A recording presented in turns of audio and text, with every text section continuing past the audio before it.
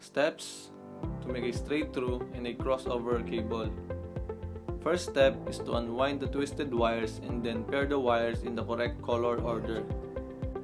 Do follow the color coding shown in the video. Note that the color order is important to get correct. Next step is to pinch the wires between your fingers and try to straighten them out.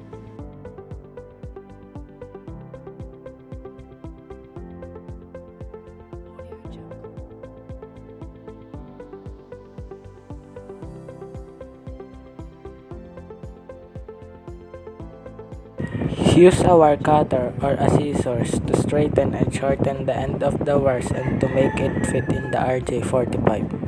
Carefully push the 8 colored wires into the connector, or what we call RJ45. Note that the wires go all the way to the end.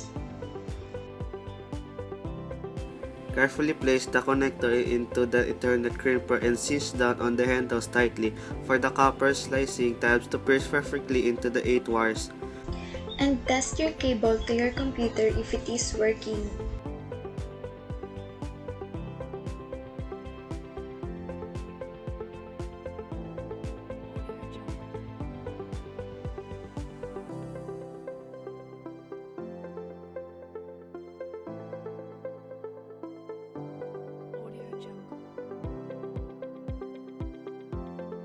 And that's the step on how to terminate 568A cable and 568B cable.